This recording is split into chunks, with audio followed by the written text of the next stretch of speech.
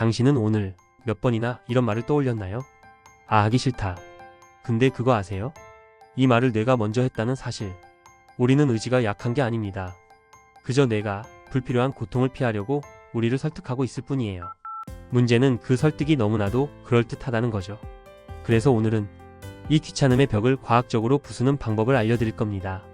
단순한 동기부여 영상이 아닙니다. 이건 행동을 바꾸는 뇌 사용 설명서입니다. 일부 귀찮음은 감정이 아니라 신호다. 사람들은 말합니다. 난 게을러서 안 돼. 난 원래 미루는 성격이야. 아니요.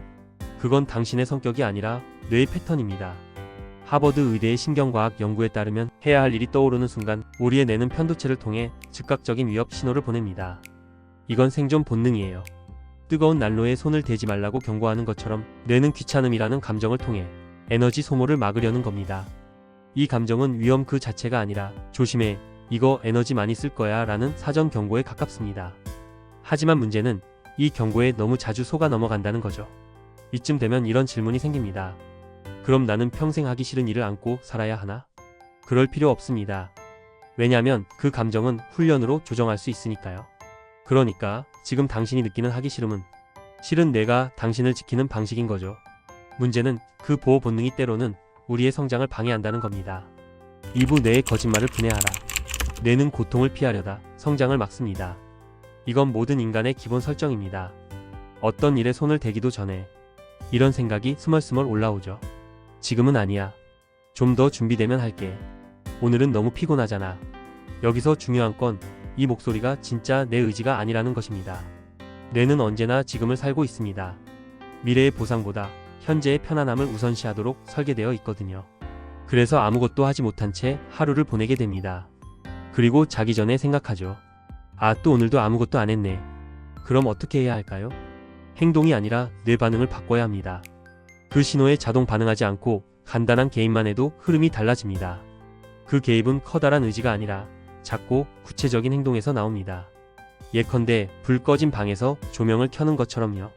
그 한 번의 클릭이 공간을 바꾸듯 행동도 작은 클릭 하나로 바뀔 수 있습니다. 3부 시작의 벽을 넘는 5가지 뇌과학 트릭. 첫 번째, 시작 타이머 5초의 법칙. 해야 할 일이 떠오르면 5초 안에 움직이세요. 멈추면 뇌는 핑곗거리를 만들어냅니다. 5, 4, 3, 2, 1. 이 단순한 카운트다운이 전두엽을 활성화시켜 변명 회로를 끊습니다. 멜 로빈스가 이 방법을 로켓처럼 쏘는 방법이라고 표현했는데요. 진짜 중요한 건 속도가 아니라 핑계가 끼어들 틈을 주지 않는 것입니다. 이건 내가 패턴대로 행동하지 못하도록 뇌의 자동 조종 장치를 꺼버리는 행위입니다. 작지만 뇌를 다시 주도권 안으로 데려오는 스위치입니다. 두 번째, 감각 스위치 리셋하기. 시작이 어려울 땐 찬물로 손 씻기, 눈 감고 숨 크게 3번. 이런 작은 자극이 뇌를 리셋시킵니다. 스탠포드 대학 연구에 따르면 감각 자극은 행동 전환 회로를 깨우는 스위치 역할을 한다고 해요. 특히 코를 통한 호흡은 자율신경계에 직접 연결돼 있어서 마음이 흥분된 상태에서도 안정감을 줄 수 있다고 합니다. 하나의 감각을 재설정하는 것만으로도 우리 뇌는 다른 방향으로 반응하기 시작합니다. 가장 빠른 리셋 버튼은 항상 몸에 있습니다. 세 번째, 과제 해체하기. 뇌는 큰 일을 싫어합니다. 그래서 할 일은 작게 쪼개야 해요. 보고서 쓰기, 문서 켜기, 제목 쓰기. 이렇게 쪼개면 뇌는 할 수 있어라고 반응하기 시작합니다. 미국 심리학회 연구에 따르면 작은 행동 하나를 성공했을 때 분비되는 도파민이 다음 행동으로 이어지는 강력한 연료가 된다고 해요. 그리고 그 첫 단계는 되도록 허들이 낮을수록 좋습니다. 의자에 앉기만으로도 시작이라면 이미 반은 성공입니다. 네 번째, 미래 자아 시뮬레이션. 뉴욕 대학교 심리학 연구에 따르면 사람은 미래의 나를 타인처럼 대한다고 합니다. 미래의 나를 마치 옆집 사람처럼 생각한다는 거죠. 그래서 나중에 할 게가 가능한 거예요. 그럴 땐 지금의 당신이 미래의 나에게 복수당할 장면을 상상하세요. 왜 또 미뤘어? 덕분에 밤샜잖아? 이런 시뮬레이션은 뇌에게 지금 행동할 이유를 심어줍니다. 미래 자아와의 대화를 습관화하면 내 행동이 누군가에게 영향을 준다는 자각이 생깁니다. 그게 책임감이라는 감정의 뇌회로를 활성화합니다. 내가 누구인지는 기억보다 반복된 행동으로 결정됩니다. 다섯 번째, 도파민 보상 재설계. 해야 할 일을 미루는 이유 중 하나는 스마트폰, 영상, 간식처럼 더 즉각적인 보상이 있기 때문입니다. 뇌는 늘 더 빠르고 더 확실한 보상을 좋아하죠. 그래서 장기 보상은 자주 밀립니다.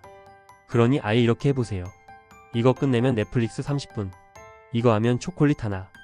보상을 작업 이후에 배치하면 뇌는 그걸 쾌락의 조건으로 인식하고 협조합니다. 단, 중요한 건 이 보상이 명확해야 한다는 겁니다. 막연한 휴식보다는 정해진 보상이 더 강력합니다. 도파민은 쾌락만을 담당하는 게 아니라 예상된 보상에도 민감하게 반응합니다. 즉, 설정된 보상 자체가 우리의 집중력을 올릴 수 있다는 뜻입니다. 4부 진짜 게으른 사람은 누구일까? 게으른 사람은요, 생각만 하고 아무것도 하지 않는 사람이 아닙니다. 진짜 게으름은 뇌가 던지는 신호를 무조건 따르는 습관이에요. 그 신호를 듣고도 한 발 내디딘 사람은 게으른 사람이 아닙니다. 그 사람은 뇌를 다루는 법을 아는 사람입니다. 그리고 그건 타고나는 게 아니라 훈련을 통해 바꿀 수 있는 기술입니다. 아주 작은 실천도 뇌에게는 큰 의미로 각인됩니다. 왜냐하면 뇌는 변화를 기억하고 연결하기 때문입니다. 무의식적으로 흘러가던 하루의 구조에 의도된 흐름을 집어넣는 순간 그 하루는 완전히 다른 방향으로 흘러갑니다. 5부 당신의 행동을 바꿀 질문 하나. 하루에 단 5분이라도 하기 싫은 일을 해내는 훈련을 해보세요. 뇌는 그걸 기억하고 다음에도 덜 저항하게 됩니다. 그 훈련은 매일 당신을 조금씩 더 강하게 만듭니다. 조금씩 하지만 확실하게. 우리는 거창한 변화보다 미세한 진전을 통해 자기 효능감을 키우는 존재입니다.